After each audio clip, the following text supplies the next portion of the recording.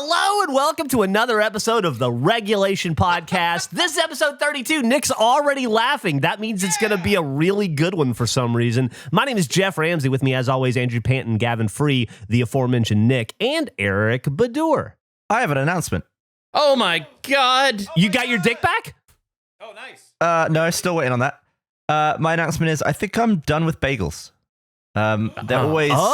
They're like a 6 out of 10, maybe a 7, and I don't think I've ever had above a 7 out of 10, and I should just stop expecting that from bagels. So 7 out of 10 is high. You don't think that's very high. You don't think that you don't think it has anything to do with like your location playing into that at all? Wait. Well, being in Texas. Wait. Yeah, they suck here. Yeah, that's true. Oh. It is a regional thing, Gavin. Wait, you said 7 out of 10 is high? Yeah. Tell that to every teacher and my parents every time I got a 75 on a fucking test. No. Honestly, Geoff, if you were getting 75 on tests, I'd be pretty proud of you. The thing about it is that 7 out of 10 for a food is really high to say I'm done with this thing forever. But I feel like eventually I should be stumbling across 8s and 9s, and I'm just stuck at the ceiling of 7. You're insane. I think he's saying, yeah, if a food has a ceiling of a 7, what's the fucking point? A 7 is a really high ceiling for a food. What? How much food are you eating under 7, Andrew? Let me just throw this out here. He's getting a 7 out of 10, and all he has to do is fucking put it in a toaster and spread something on it. The amount of effort to 7 is so minimal. It's an insane thing to cut. No, you're a fool, because sometimes I can put in bread and just slop a bit of peanut butter on it, peanut butter on toast. I could easily get 8 out of 10 on that. Yeah. Okay, well then definitely. just do that. I don't... Well, I think that's what he's saying he's doing. You ever get nervous, Charlie's? Like, where are you getting your bagels, I guess, is my question. Yeah. All over. Okay. All right, name one. Yeah. See, this is what happened. You start poking holes. You water's going coming out. grocery This is store bad. bagels, or are you going to like a bakery? What type of establishment? I'll hit up HEB. I'll hit up bloody some All right. places that do bagels. All right, Gav, here's the deal. There are 3 what I would consider to be decent bagel shops in Austin. I will agree with you that bagels in Austin are, after living on the East Coast, are largely shitty. The bagels in New Jersey, it's like the breakfast taco of New Jersey. It's a whole other world up there, what they do with a bagel. It's amazing. Huh. You could find an 8.5 easily over there. But in Austin, we have 3 places that I think are considered the good spots. Biederman's Deli, which is where I would always get my pastrami back in the day. That's a hot bagel house right there. A lot of bagels. Then you've got Rockstar Bagels over on the east side, which I personally think is incredibly overrated and you should completely avoid. And then that place Eric mentioned, Nervous Charlie's on Lamar. Nervous Charlie's is where which I'm is getting okay. my 7s from. Yeah. I mean, they're definitely the best I'm getting. I would say Nervous Charlie's is like a 7 out of 10 bagel spot. What type of bagels are you getting?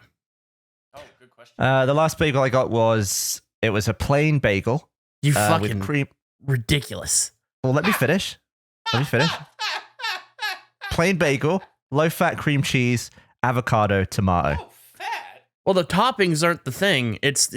You're retiring the bagel for toast when you're just having a plain bagel. The whole joy of the bagel is the variety of the types of bagel you can get.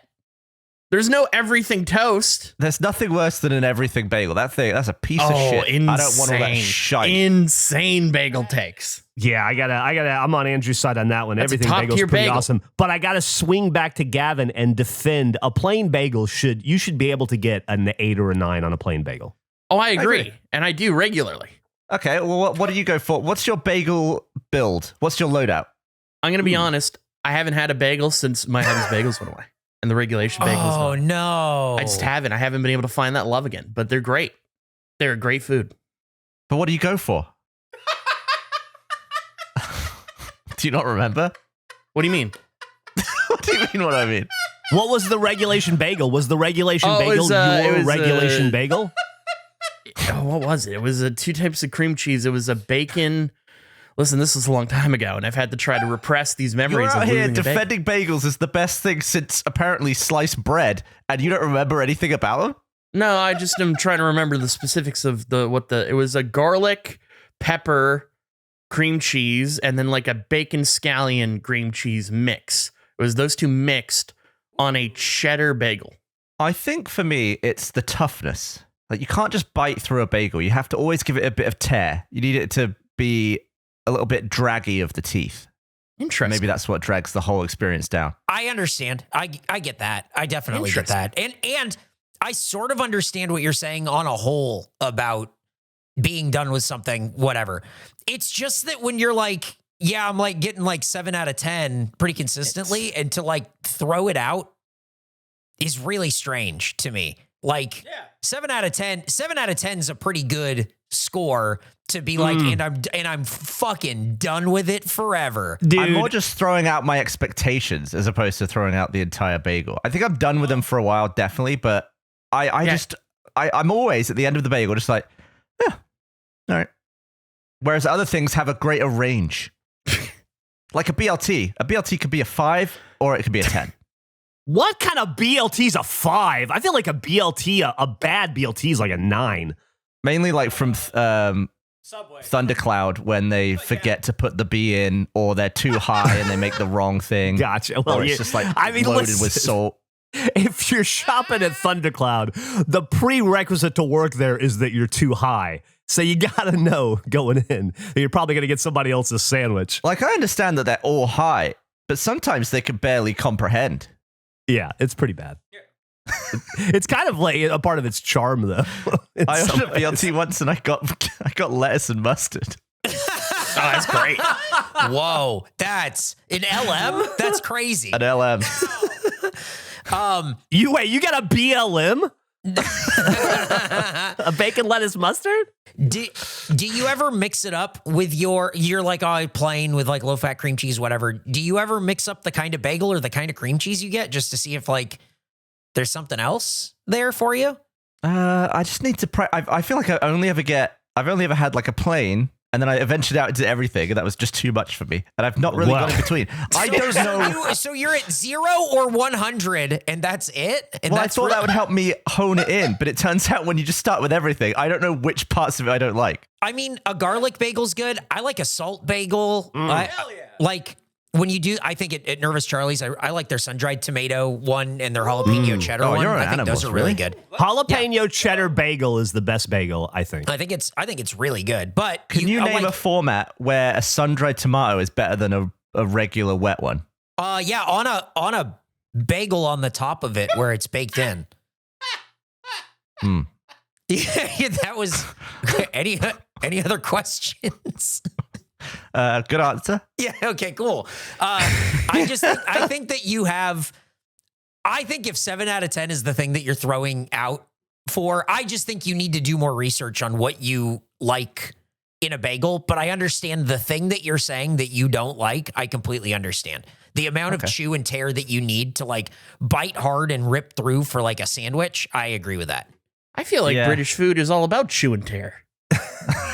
Go on. When I think of British food in my head, it's very chewy, it's very tear. Which food? All of it, just in my head, all of it. What are you talking about? You're all with the opinions today. You've got no sources and all opinions today.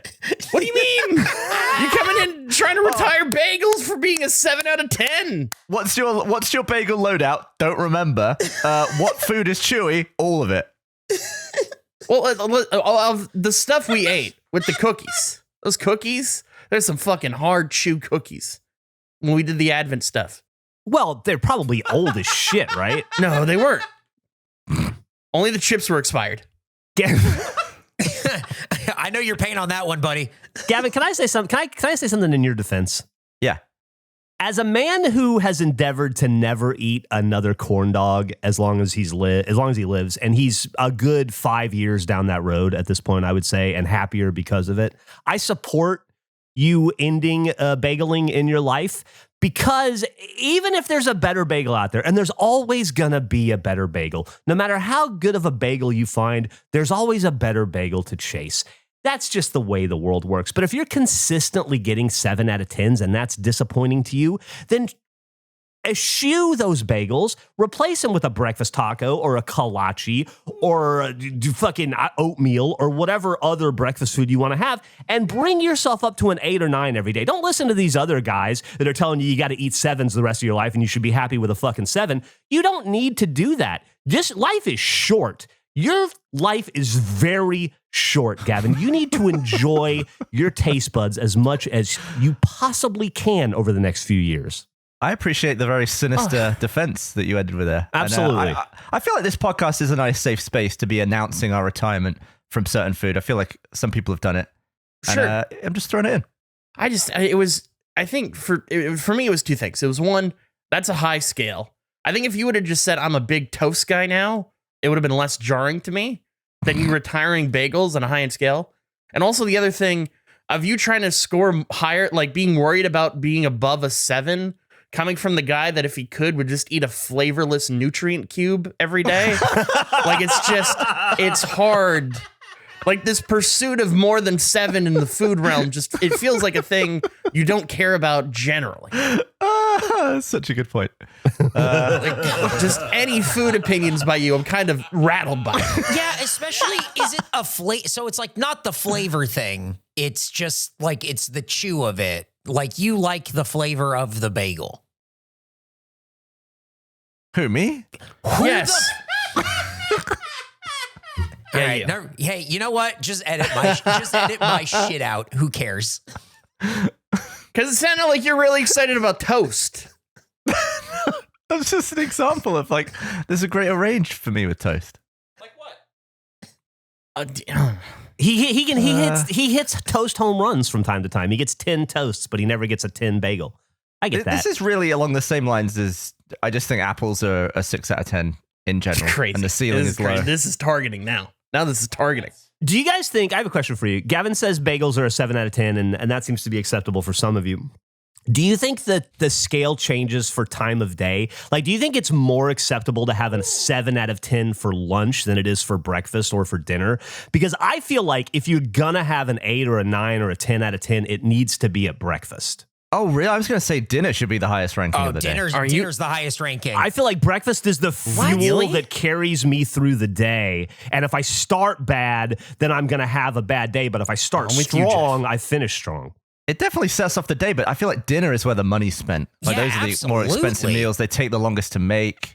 I'm with Gavin. I don't know. Dinner is when I tend to look up and I'm like, fuck, Emily comes home in an hour and we don't have anything. I got to throw some pasta together or a fucking order a pizza or whatever. And it's always like, eh. I can't imagine a dinner bagel. That's wild to me. Oh, interesting. I bet there would be potato on it somewhere. A potagel?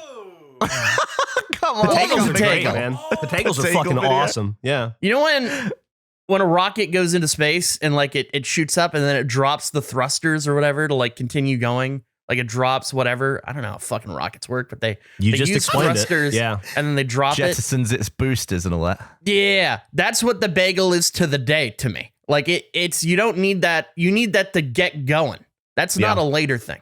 You have it. It propels you forward, and then you just move on. I also feel like if you have a shitty dinner, you're like, I'll just make up for it on dessert. Or whatever. Whereas if I have a shitty breakfast, I'm already full. I don't want to eat anymore. I got to wait hours till it's lunchtime. Yesterday, I treated myself to coffee and tacos at Desnudo. I sent you that photo of the little campfire at Desnudo, which was fucking cool. On a cold, all coffee shops should have an outdoor campfire, so you feel like you're fucking making s'mores while you're drinking your coffee. But I had 2 tacos from Veracruz, which is the best taco truck in Austin. And they were both 7 out of 10. And I was so fucking bummed out for the entire rest of the day that this morning, I always get my tacos from Veracruz. I was like, I can't do it today. I had to go somewhere else. Now, sorry, I'm back on the range thing. Just for a minute. I'm still trying to process this range. You want lower and higher? Is that the thing? The risk of low is worth it for you to go above a 7? I just don't like a low ceiling. I don't want my range is trapped between 1 and 7. Okay. We have a different definition of ceiling, I guess, for low ceiling. What's your definition of the ceiling? A low ceiling to me is a 5. Oh, like just how? Okay. Yeah. If the ceiling is 5, there's no I would never find it.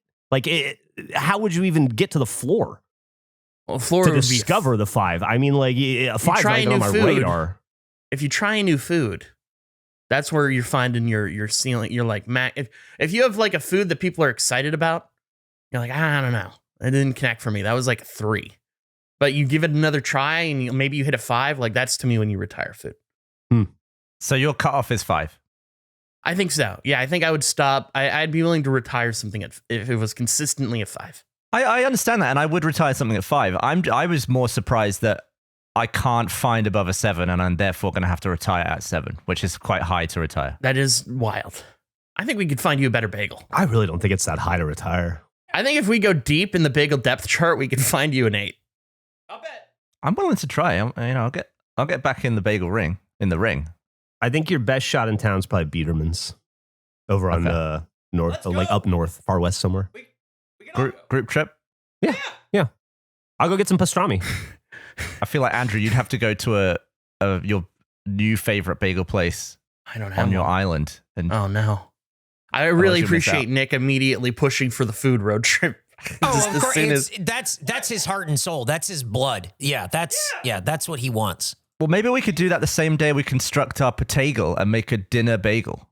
Ooh, a smashed potagel. That's what I'm thinking. Or a baked potagel. Potatoes needs a sequel.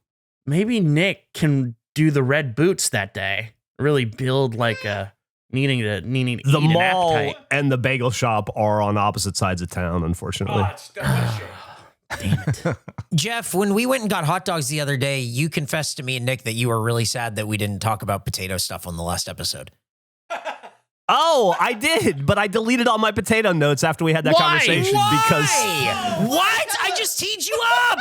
because you convinced me we'd already talked about it. You said it sounded familiar, and I thought, I must have just remembered it wrong, so I deleted it all. Why delete?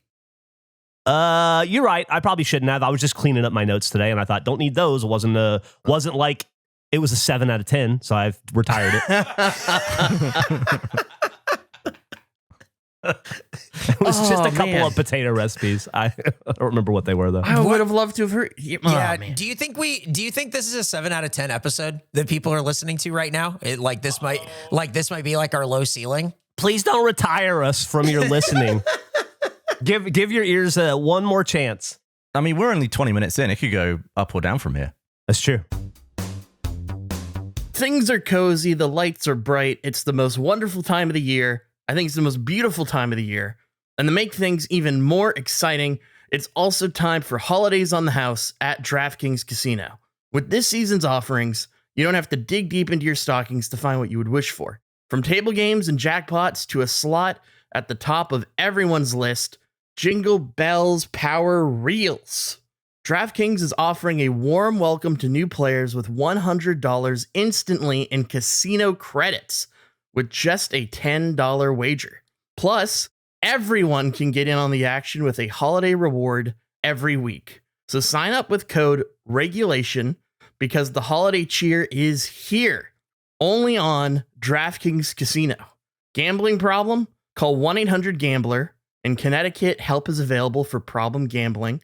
Call 888-789-7777 or visit ccpg.org. Please play responsibly. 21 plus, physically present in Connecticut, Michigan, New Jersey, Pennsylvania, West Virginia only. Void in Ontario.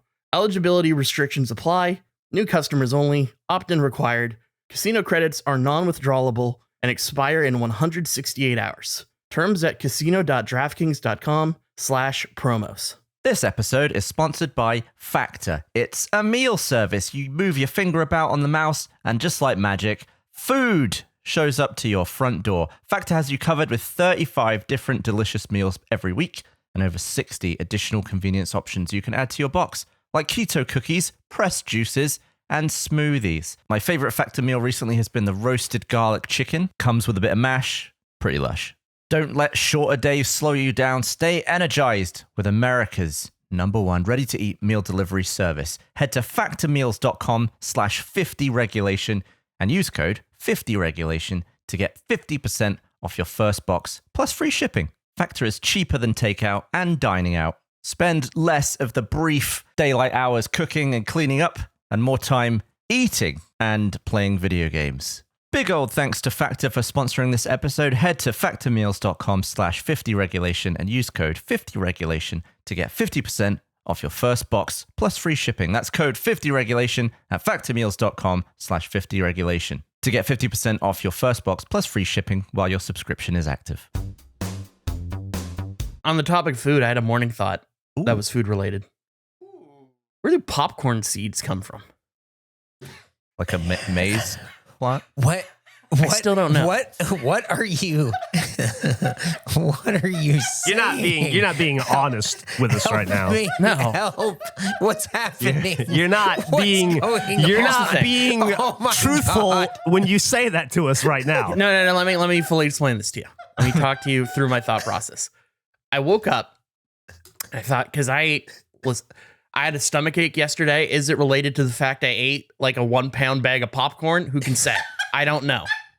But I was thinking about how much popcorn I ate, and could I equate that to a single thing of corn on the cob?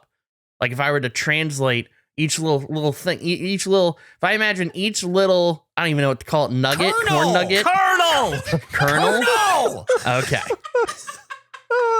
If I converted that kernel to kernel, how many kernels are in a cob, and then how many in relation? Because you just don't have a number. And then it got me thinking about popcorn seeds, and I've been to corn maze, and I've never seen seeds. Why do you keep saying, what's going on? What's going corn, though, isn't it? on? A large bag of popcorn would have about 29 ears of corn in it. Yeah, Are you serious? 800 kernels Oh my on God. 16 rows on an ear of corn varies between 500 to 1,200. Well, yeah, that's just 1 to 1. I don't know. What are you talking? What? Okay, so yesterday you ate 30 ears of corn is what it's I ate way more than that, dude. I probably took down a field. It was insane. Why'd you eat so much popcorn? I bought this extra large bag from a place, and I was a salt maniac. I just couldn't stop. I love it. Can't get enough. That's like when you live in Texas for a while and you're eating tortilla chips constantly as a fucking free appetizer at every restaurant in town, and you just like house and bag like container after container of chip, and then somebody goes, "You know what tortilla chips are, right? They're just tortillas," and you're like, "I just ate 86 tortillas." That's crazy. Have you ever eaten just a whole cob of corn though?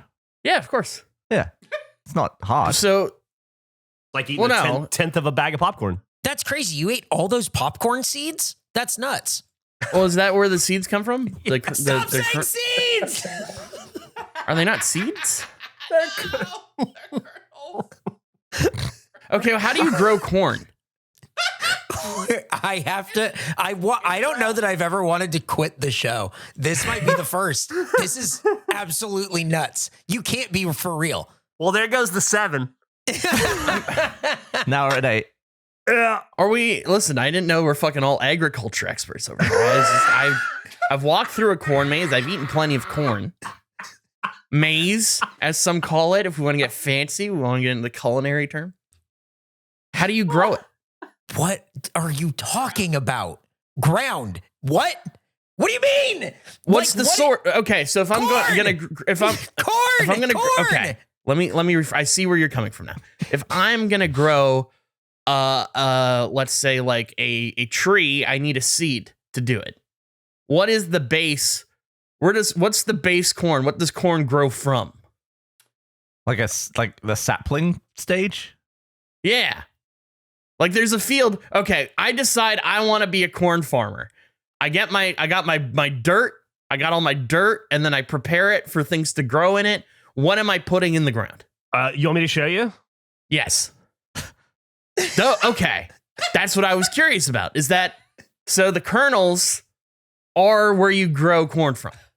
Each kernel of corn is actually a seed that, like most seeds, contains an embryo and a seed coat for protection. Interesting. Not that interesting. No, not it's that name interesting. another food where you just purely eat the thing that creates more of it. Beans? Oh, shit. Okay. Let's hang. You got there a lot faster than I thought you would. I don't. This is all right. Beans? I'm not going to do it. This is a 6 out of 10. I never thought about it because I've been to a corn maze. I've never seen just that. So If it with enough time, does it just turn? Does the kernel just become that? Or is there a process that we do? I don't even. Are you asking if corn comes from corn? No. So the corn at the grocery store, I throw in a pot, I then eat it. If I just were to leave that corn alone, at what does it become a kernel eventually? Does it like harden? Not exactly. Popcorn corn, I think, is genetically altered, so it probably doesn't grow. But originally, yeah. Before science got involved, yeah. Okay. So I couldn't like buy a corn and then create my own popcorn essentially with enough time. No, I think you probably could that way. You could do it that way. I just don't think you could buy Orville Redenbacher unpopped microwave popcorn, take that corn and plant it in the ground and receive corn cups. Now that I want to try. That would be great. Like genetically, I don't think that can happen. But the other way around, I think would. Yeah. Okay. I just had never seen a kernel, like a loose kernel in the field. I went to a lot of corn mazes as a kid, and I just never encountered it, and I figured I'd get an answer here. That one critical piece to the puzzle. Are you saying maze like a maze you walk in? Yeah. Okay. Yeah. Yeah, like a holiday. It was typically October-ish, spooky corn mazes. This continent loves corn. That's probably going to be my biggest takeaway. Oh, everything's corn. Yeah. It's like 95%. Well, it's like from here. This is like, it's what corn comes from here. It's like the first thing that we did. Yeah. Like that's why it's a thing over here and not over there, because it's from over here and not from over there. There's no European corn? I believe that corn originated in Mesoamerica and then moved, like was taken to Europe. I mean, we don't have raccoons either. We're missing out. You have raccoons in Europe? Your two biggest regrets are raccoons and corn. You guys also don't really have peanut butter, do you? Oh, really? Yeah, they don't. Yeah, that's not a thing over there. I think it's weird. Not a thing. Yeah. No, peanut butter is everywhere. We just don't have it with chocolate. What? Really? What? But you guys don't have like peanut butter and jelly sandwiches, right? Well, okay. What is the default jelly flavor? Strawberry. Grape. And grape. Strawberry and grape, I'd say it's 50-50. Meg was saying it was grape first. And yeah, then, it's grape. Yeah, it's grape first. It's grape first. But what England is very lacking is the grape flavor. I don't find grape flavored anything. It sucks. It does suck. Really? Disgraceful. It doesn't suck, but it's a lower tier flavor. I disagree. I think it's a better flavor than strawberry. Doesn't taste like grapes though. No, it doesn't. Grape jelly's pretty good. I don't know if it's better than strawberry jelly. Pretty good. Do you think if you got grape jelly, the raccoons would show up?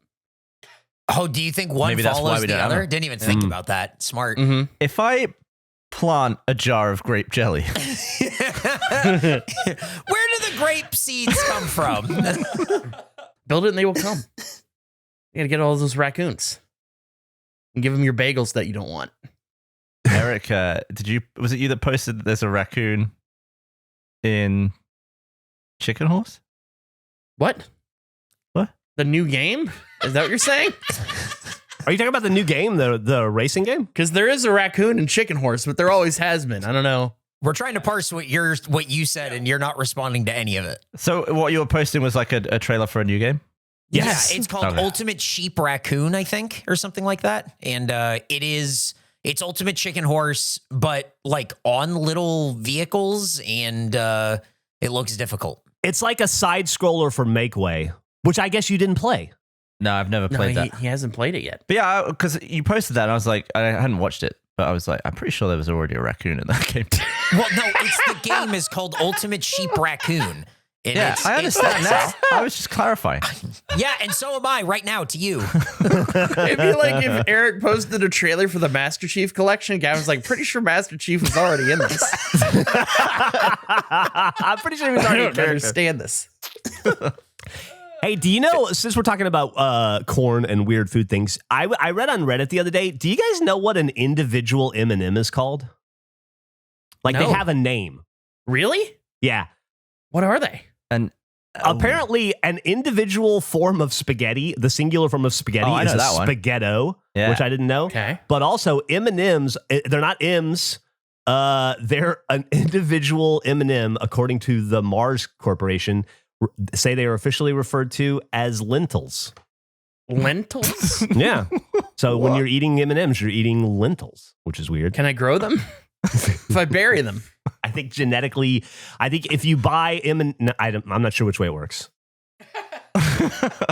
Anyway, I thought that was real stupid. I thought I'd mention that. Is. Well, I think what originally happened was people thought that, and the thing that was spoken about a lot is that one Skittle people said was called a lentil, and then the Skittle people said, no, one Skittle is a Skittles. They are always a Skittle. It's always Skittles, no matter how many there are. And then M&M came out and said, oh yeah, one M&M is called a lentil, and everyone flipped out. Hey, while we're talking about food, I have another note I had written down here at Thanksgiving I meant to talk to you guys about. I think I have a way we can innovate on a popular food, and we wouldn't be the first to do it. I'm not saying we have invented this, but I don't think it's popular, and I think we could popularize it, and while doing so, create some cool flavors. When we were in Thanksgiving, we were looking for a place to eat. Emily's sister's kids wanted to eat soup out of a bread bowl, which I remember being a really big deal for Millie when she was a kid. We would go to this restaurant that always had like tomato soup in a bread bowl. I know this is hard for you, Gav. Yeah, I apologize, but it's going to go drier. I promise. Thanks. And then when I got to thinking about it, and they were joking around about other stuff to put in a bread bowl, and they said they wanted to eat spaghetti out of a bread bowl. And I thought, that's kind of brilliant. So I started looking for it. And there are recipes for bread bowl spaghetti, but I've never been to a restaurant and been able to order spaghetti out of think about it, a garlic bread bowl? How amazing would that be? Disgusting. That sounds awful. I think it sounds awesome. Nick thinks it sounds awesome. Garlic bread goes with spaghetti. You get it in its own bowl. It's in its own container. You get to eat the container. It's like a taco salad. Win-win. Oh, Geoff. Good. Oh, man. Yeah, there's a picture because they do exist. Like I said, I'm not inventing it. I think we can popularize it because I don't think it's popular, and I think it should and could be. I'm on the side of, if spaghetti's not presented normally to me, it looks repulsive. Like I don't want to eat. I feel the same way. Yes. Yeah. Really? Like I wouldn't want to eat either of that. I assume separately it'd be fine. I'm with you. Here, Gavin, you're gonna fucking hate this one. Okay. Well, you also keep in mind, Gavin doesn't like wet bread and Eric doesn't like spaghetti. So this might not be for the both of you, but for the other three. You don't like spaghetti on its own? I didn't know that. No, I don't like spaghetti. Holy shit. I think it's the worst form of pasta. Firstly, how dare you? Secondly, what don't you like about spaghetti just like a bolognese? I just don't think it, like, compared to other pastas, I don't think it holds sauce as well. I just think it's insufficient at what it's trying to achieve. Even like a really, really good spaghetti just kind of pales in comparison to most other pastas. Like a 7 out of 10 experience? It's like a 4 out of 10. The whole reason I know this on this show. We have 4? Because I won dinner one day and I picked spaghetti because I knew you didn't like it and you were fucking bummed out. I was. Man. It's true. You've never gone above a 4 on spaghetti? So That's No, I just don't insane. think. I just think it's a subpar pasta for what it's like. I just think every other pasta like does the job better. I feel like spaghetti's the first one. That's pasta number 1. It's just the standard. The gateway, the vanilla ice cream of pastas. It's the vanilla ice cream. That would be an interesting game, actually. Finding out the vanilla of each food. Oh, that's fun. That's such a good idea. What if we do a vanilla draft? Let's do it. All right, vanilla draft. All right, hang on. I'm writing it down. And maybe it doesn't have to be food. Maybe it could be just the first in the 101 of different things. It's the gateway, right? Yeah, the gateway food. I like that. Spaghetti in a bread bowl turns Eric and Gavin into like the Batman and Robin of hating a thing. Just united. It's interesting wanting to see to take it down. It's not often just those two are united in an argument. It's interesting. That is a great point. It's like having a video with just Gavin and Nick. I want to see it so bad, but it's just not a combination you get. Oh, it's coming. We've done Nick, Geoff, and me. It's true. Yeah. We did Eric, Nick, and Geoff last week, and I thought that went really well. Yeah. I mean, having Geoff in there, I think just has a buffer. I just want to know what Gavin and Nick would do if they were just to like do something. I've made content with just me and Geoff and just me and Andrew, but I've never done anything even with just you. Yeah, I guess that's true. I think you'd hate it.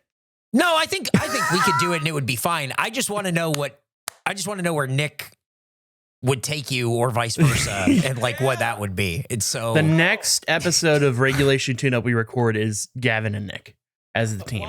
Oh, that's gonna be and I bad. cannot wait to see. It's gotta be like a food pendulum. I just where don't one see of them is a how- 1 of 10 and the other thinks it's 10 of 10 and they have to come to the middle somehow and agree.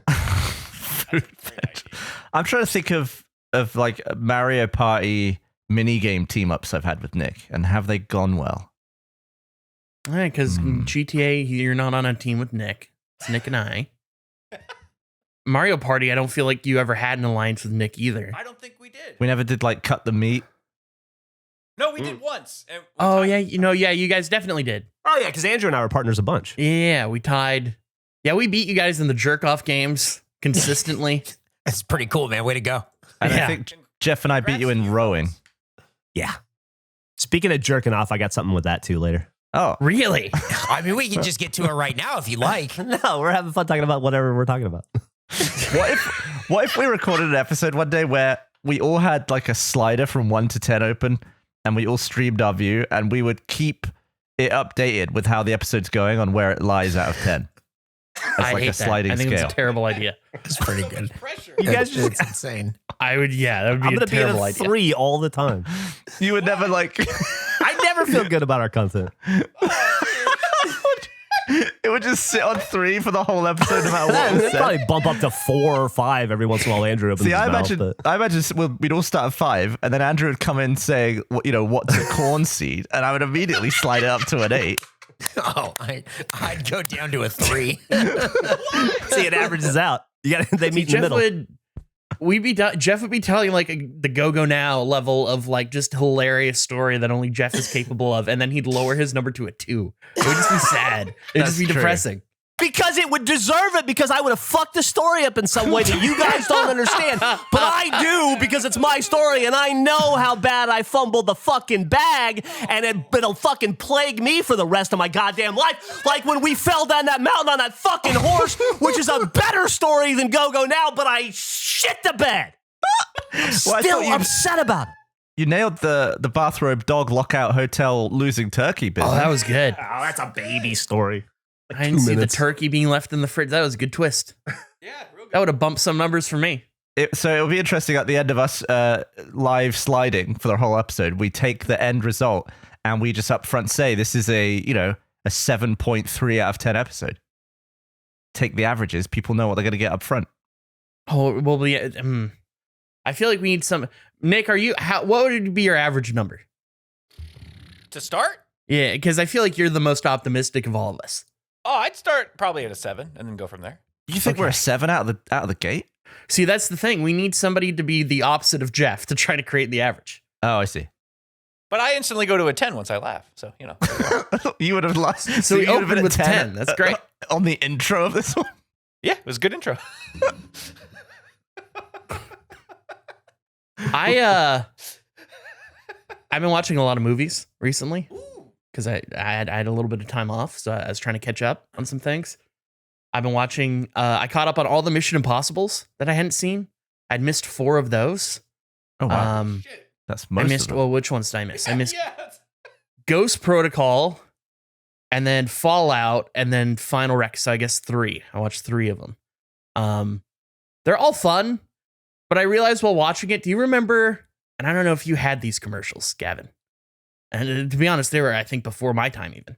But the Grey Poupon commercial, where when Grey Poupon was trying to take over from Heinz, try to get a market share from Heinz, and they're in the like limousine, and the rich guy, like it's the rich guy. They tried to advertise Grey Poupon as like the classy mustard was their way to try to combat against Yeah, it's like a Rolls Royce pulls up to another Rolls Royce, and the guy rolls down the window. He says, "Pardon me, do you have any Grey Poupon?" And then the other guy looks at him and goes, "But of course." And then he hands it to him. Yeah, exactly. Yeah, they're like, "Listen, this is the rich dude's mustard. If you want to be classy, Grey Poupon." Why does he look like he's about to dip the dog in the jar?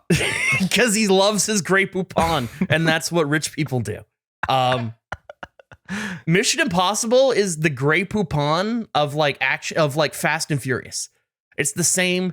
They're equally dumb. They're just presented. It's presented in a way of like, this is serious. You nailed it. I never thought about it that way. You're totally right.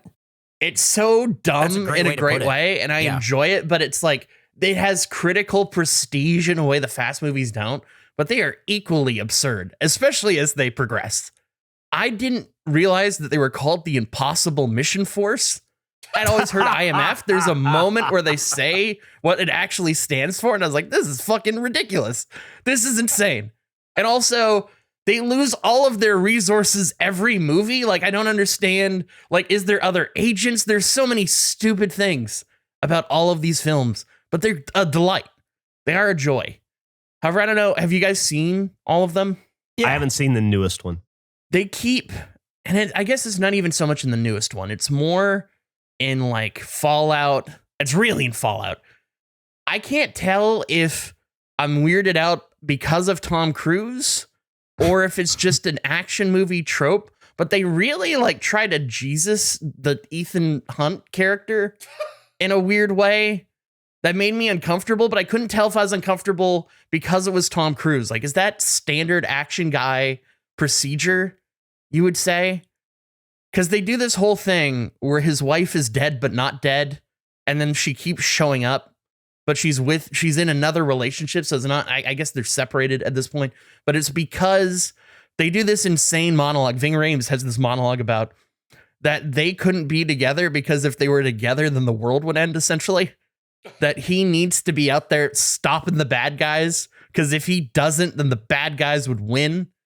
Is his wife Michelle Monaghan in those movies? She is, yes. Yeah. She sells Spectrum Internet now. I see her on fucking really? TV every I day. wondered. Right. Yeah. Because she had a run where she's in a lot of stuff, and she has a prominent role in Mission Impossible 3, and then has cameos in all the other ones. Well, that's why I assume the characters made that decision, is because she was targeted in Mission Impossible 3.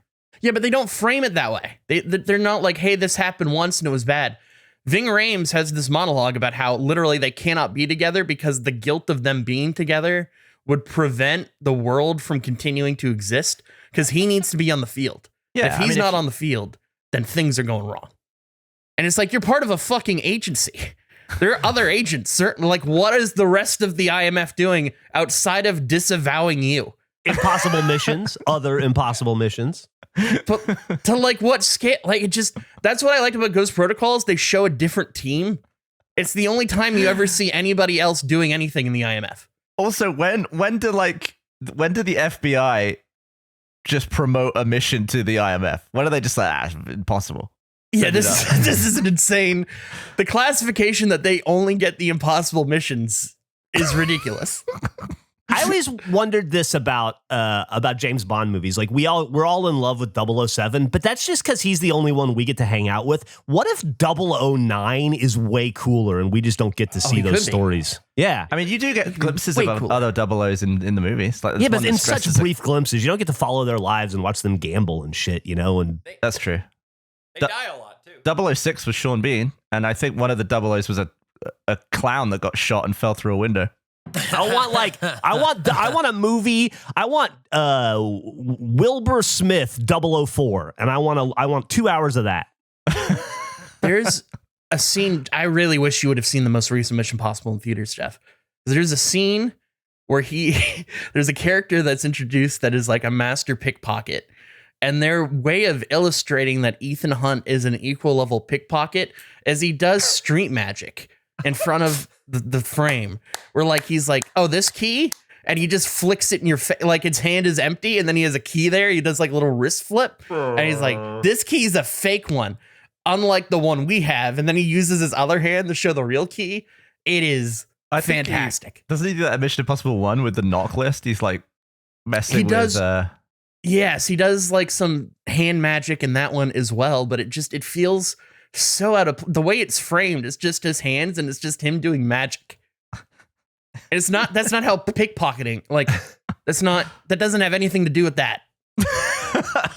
And then he does the Raven, which is a specific type of magic trick where he makes it vanish, and it's just why does he have a Raven on? And like, am I as someone who understands how this trick works?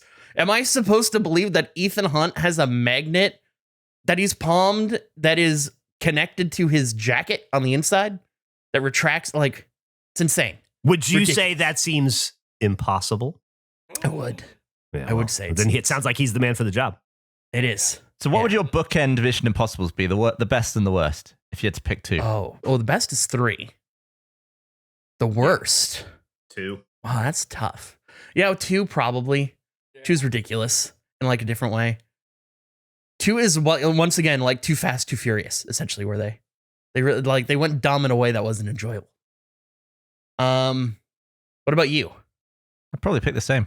Although I think on a lot of online lists, 3 doesn't ever get anywhere near the top. That's insane. It's so good. Every Mission Impossible movie after 3 is the same movie to me. Just like it's all jumbled up in my head. I can't get them straight. I turn one on, it just seems like the other one. They're fine, but they're all like the same. They get really excited about nukes after 3. I miss there being like a mystery weapon. I really like the idea of what the fuck is a rabbit's foot? Who's making it? Who called it that? Just every other movie, it's them trying to deal with nukes. And it's not, I don't know. They've like hit a point of escalation in a way that it was great. Because I caught up on the Mission Impossible movies.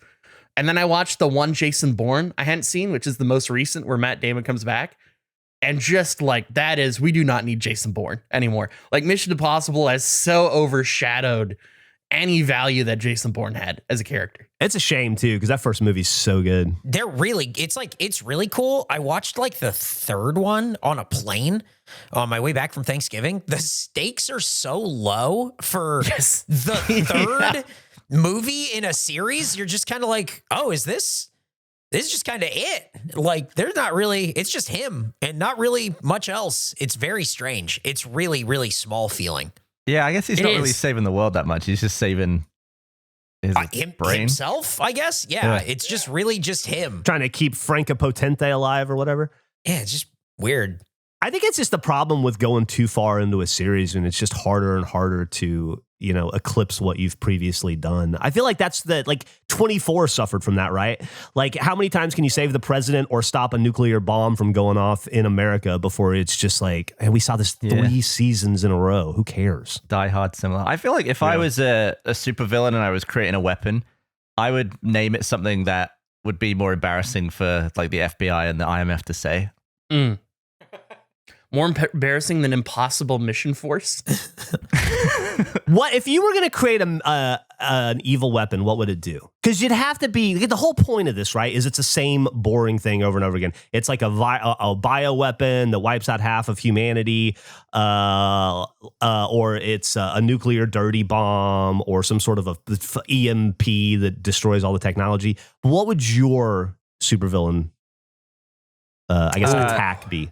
I feel like it's a DNA altering gas that means that humans can only survive by eating slugs. And slugs would be the new currency. And people would just be guzzling slugs. That's a good one. That's really good. That's a really good one. That is, there's lore, slug guzzling. Yeah. I like it. I like the idea of a spoilable currency, like money you've got to keep alive.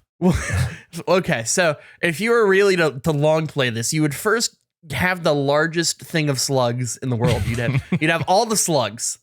You'd have a slug vault. Would there be a thing where like they fill it with salt? Oh, like people are trying to take out the slug reserves? Yeah. Is there an anti-slug weapon? Yeah, it's just salt. Yeah, you're right. It's salt. It's just salt. It would just, wherever salt is, that would be. Oh my God, the food bank's been destroyed. Someone just threw salt in here. Step 1, get the world addicted to slugs. Step 2, own the salt. And then you've got all the power. The food bank is a great name for a weapon. Deploying the food bank. Oh.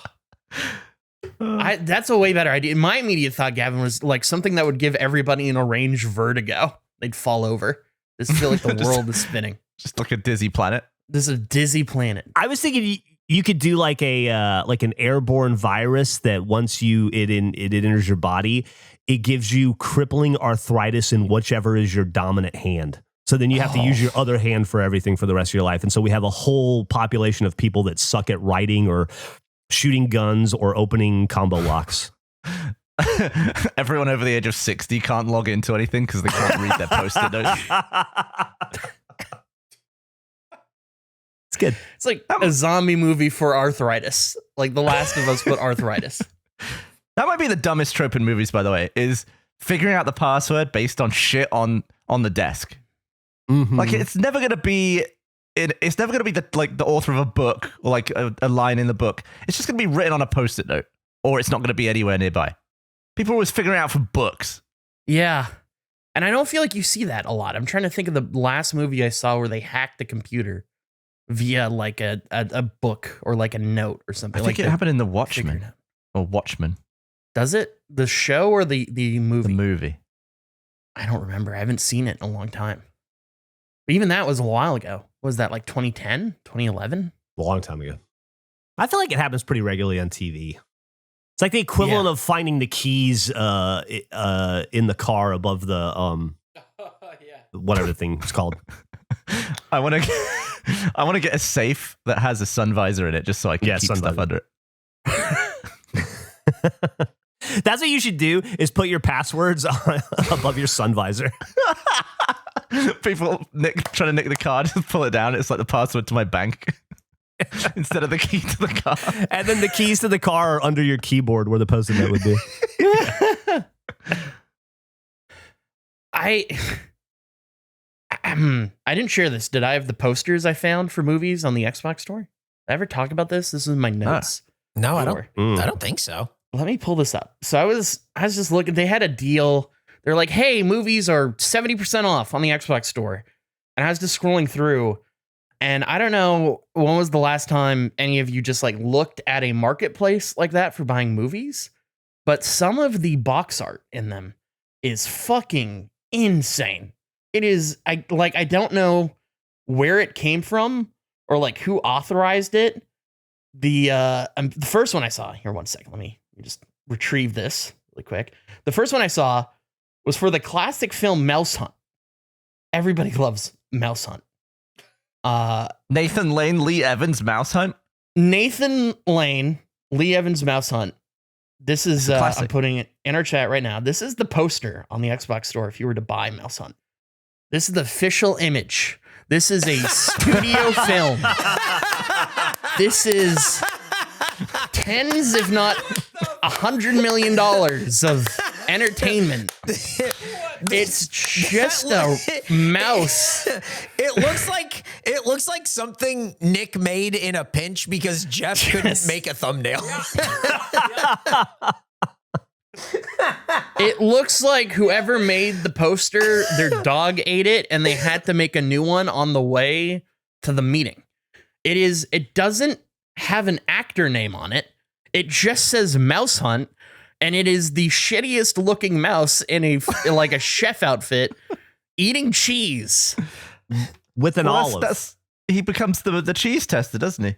If you look at the other Mouse Hunt posters, they keep reusing the same mouse, but like it's insane. I've just found my Blu-ray of it. And, yeah, he's on the back. He's on the back of the Blu-ray? Yeah. Oh, can we see it? Hell yeah! See, he's double fisting. Wait, what the olives. Fuck? What language is that? Is it German? I don't. Oh wow, it's got no Mausegd. Mausengald. Eric just posted one where instead of cheese, he's holding a piece of toast that has a bite out of it. Now here's the thing. That's what we've seen nice mice looking silly. What is going on? What is Mouse Hunt has the coolest posters? Un ratacito duro de roer? And like, it looks like the mouse is protecting the cheese and he's going to attack these men. And they're hiding behind a bunch of mouse traps. Wow. Can we do a mouse hunt watch along? I don't think I've ever seen it. Oh God. I think I was going to say, I think I saw it when it came out, which was 19 what? 97, I think it said. Probably. Yeah. I mean, that's a classic. Right. We should watch it. No, about let's that. do it. We should. Let's watch it. Yeah, let's do it. Well, we're doing a different watch along this month, which I'm very excited about. As the Falcon event, we're doing a live watch along where I get to pick the film because I won the summer movie battle. Can I make obviously, you're going to pick the film. Can we make recommendations? You can't already have it decided, but go ahead. Maybe your recommendation will be my film. Mouse Hunt. Oh, that's a good one. I'll vote, yeah. Yeah. That's a good one. Honestly, just because the squeak shall inherit the earth. Andrew. That's our thumbnail for the episode. Andrew, I have a question. Yeah, of course. Are you a man or are you a mouse? The hunt is on this Christmas. These are crazy. Why are there so many posters for Mouse Hunt? I don't know, but it is a joy. What is going? There's a large variety. God. This is just a revolver pointed at a mouse. That's brutal. That can't be unauthorized. That has to be an independent interpretation of the Mouse Hunt universe. Yeah, that has to be like a Mondo Media or something, right? God damn. I used to love the scene where Christopher Walken is the exterminator. Oh, yeah. I don't even remember him in it. That's crazy. He's like he's got all these like lenses on his head and he's like eating mouse shit and stuff. Oh, that's great. What movie are you landing on, Andrew? We're gonna be watching Snow Day, a childhood Nickelodeon Jeff, classic. You're gonna hate this. I don't Jeff. think I've seen it. Who's in it? Chevy Chase is in it. Chris Elliott. Children. Chevy. Children Chevy? are in it. I'll watch anything with Chevy Chase. That's fun. I love Chevy Chase. Yeah. He's a great car. The posters didn't stop there though, because let's say you see Mouse Hunt, right, and you're like, man, that's a wacky mouse. I want more wacky animals. I got the bundle for you. The Animal Adventures 10 movie collection. Mouse once again just leading the show, eating cheese. Oh, it's got Rango. It's got Rango. It's got Polly. Barnyard. And I'm guessing Hotel for Dogs. Probably Hotel for Dogs. Yeah. That's only half the movies, though.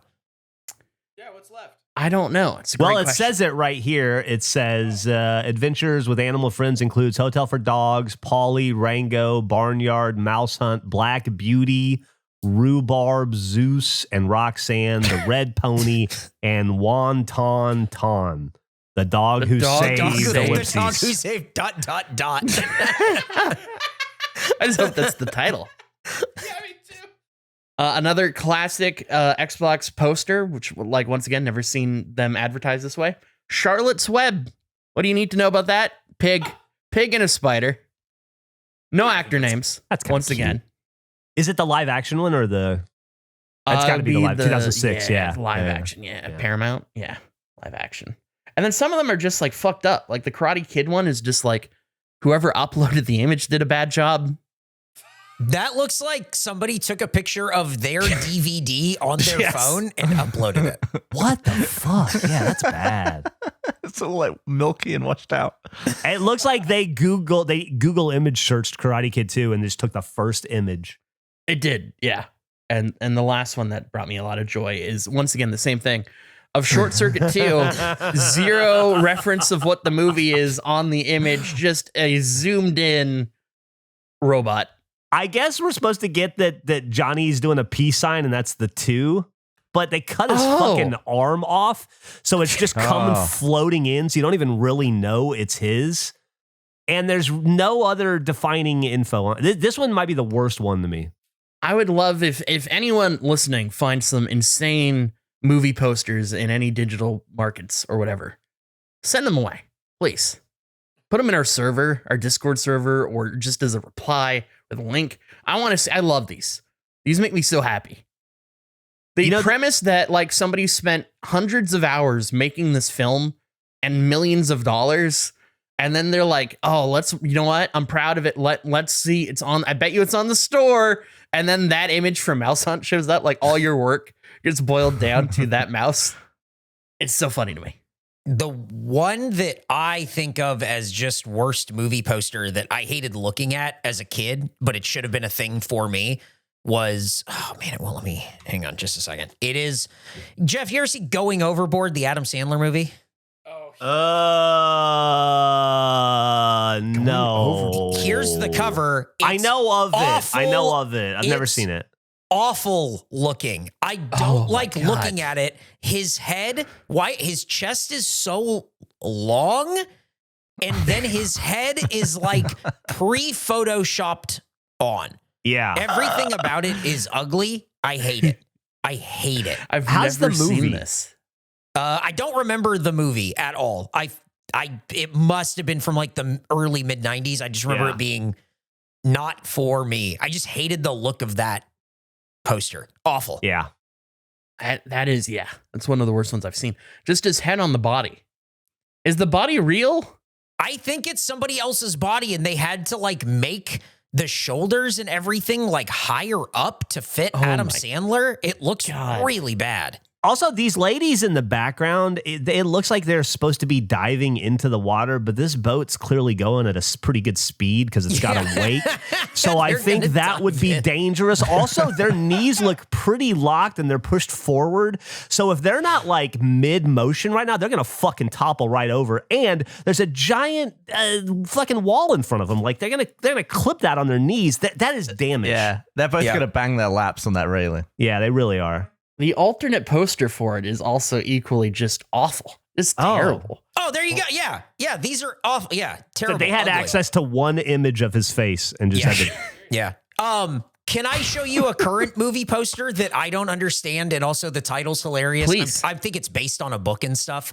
I don't know anything about it. Night Bitch is the funniest name for something that you can do or see or read. Hey man, what are you up to? I'm gonna go see Night Bitch. Like, it's a new Amy Adams movie, right? Yeah, where she's like, it's kind of like a badass at night. Supposedly, like she's just like a lady who gets fed up and just starts fucking shit up at night, and then has like a normal life in the daytime. Supposedly, it's up for a bunch of awards, and Howard did a whole montage of like Good Morning Americas and local news and fucking 6 p.m. not being able to say the name of the fucking movie. And he was just making fun of it. Like, it's 2024 and you can't say the word night, bitch. They're like, night rhymes with witch, you know? And it's like, who can't hear the word bitch at 8 p.m. on the fucking news? It just seems like a 30 Rock joke. It doesn't does. it? It Like, does. It just feels like it feels like, oh man, they did a thing on 30 Rock called MILF Island, and then that feels like it became a thing, and then it did. Like the floodgates are open now, and we're in a world where Night Bitch exists. That's it. I would love to play a game where we have to just guess what the plot is based on posters, because they're so useless. Modern posters, there's such little info. Like Night Bitch, to me, I would assume that it's like an Animorphs type story where Amy Adams becomes leader of the dogs and they do a bunch of mischief at night. Her and her dog posse. Night Bitch. I remember I think it was when the second Austin Powers movie was coming out, and I was watching someone review it on like daytime TV. And he was talking about all the characters. He's like, oh, Dr. Evil returns. And there's a new character whose name is too rude to say, but I'll just call him FB. And it doesn't stand for Farty Bottom. And I just remember being so intrigued about what that guy's name was. If it's not Farty Bottom, what could it be? That was such a weird way of not saying the character's name. Yeah. Oh, man. Farty Bottom. Listen, I was a farty bottom after all that popcorn. I still don't know why you ate so much popcorn. I couldn't stop, man. It's my food. Do you have a food that you just can't end? Like once you start, it's just fucking hot dogs. hot. You are You're leading the pack on that one. Do you have one, Gavin? Well, no, you're asking the guy who'd rather be eating, nutrient cubes. Oh, I know. That's why I'm so curious if there is anything like that for you. I tell you what, one thing that I always eat too much of, and I have to consciously stop myself from eating too much, is Cadbury fingers. Oh, I sent you some of those. Yeah. I don't know what that is. Let me look that up. They're like little chocolate coated cookies. Yeah, I feel like if I was just on autopilot, I would eat half a packet of those. Mm, Hell yeah. Half a. Shit, they look good. it does look good. They are good. Let's get some. What were they? Little fingers? No, that's Game of Thrones. That's I not- wouldn't you bought mind me getting some- Cadbury fingered. I tell you what.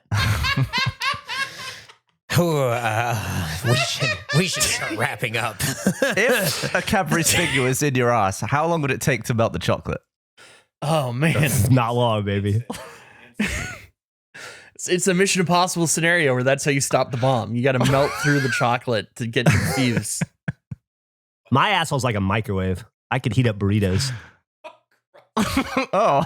Has it always been that way, or has it progressed as your butt problems have? I think it's progressed as my butt pie. I think it's a change. Bodies change over time. What's the coldest part of your body, would you say? Like if your butt is like, I don't know, the Florida of your body, it's just always hot. What's the coldest? Toes. Probably toes or ears, where I feel maybe cold nose the tip. Oh, most. chilly ears. Yeah. Interesting. My nose isn't quite as far away from the warmth of my face as Gavin's is, so I might not have the same issue there, but Yeah. I wonder where the equator would be on my body. Like if I were to divide things. Like if you measured from toe to top of the head, where would the halfway mark land? Yeah, like just as far as, I don't know, temperature or So you got, I guess land is interesting as well. because you got long back. Oh, yeah, it would be, yeah, it would look ridiculous. I don't think my belly button is in the middle. Is it supposed to be? I feel like generally it is. That's where, well, I Middle guess of- hips maybe. middle of what? Just- it's the first time he's ever thought about this. He's never. midway point of the body. This just feels like Andrew's never thought about it before. You asked him a question and he I'm had to just go. thinking about it. Yeah, generally. Well, then I think about the hips.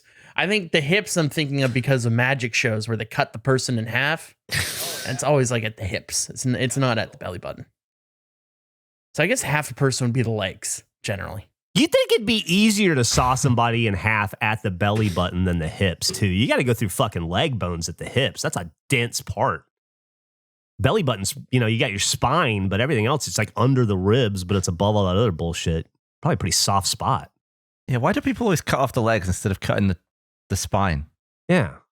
It's like you get one bad, you're like, and then you're through it. But with the legs, you're fucking going all day long. And also, if you cut the legs off, you've got to make multiple trips. If you've got both legs still attached to each other, you just sling them over your shoulder and you can carry both legs at the same time. You know what legs are? The fucking handles of the body. That's what they are. That's a great point, Gavin. All right, Sawing somebody in half and then throwing their legs like they're on your shoulders. Yeah, I feel like if I was doing it, I would have to it would be so their crotch was like sitting on my shoulder. Yeah. Yeah, you'd want their knees over, like just bending over, right? Like a backpack almost. Like you could make a human backpack out of them. Oh, yeah. And you could like grab the ankles or probably the calves right below the knee would be like the most comfortable. And then their knees and the rest of it just hangs off your back, distributes the weight evenly, I would think. And also any drip would go behind you as you're walking. Andrew, have you scanned your head yet? I haven't because I've been having a hard time finding an app that will do like an accurate scan. All right, I'll send you one. I found one. Okay. Oh, you did? Awesome. If you send me that, perfect. I want to print your head. I want you to print my head. Here's hoping that in 2025, we get to print Andrew's head and we get to put puzzles together one more time. Thanks for listening to another episode of the Regulation Podcast. We hope you had as much fun as we had. I had a 9.3 amount of fun. I don't know what that translates into quality, but you'll no doubt let us know. We'll see you next week for another banger of a 7 out of a 10. Bye-bye. You can split downward too. I didn't even think about that. Like a pizza, when you go pizza across, like down. Oh. What?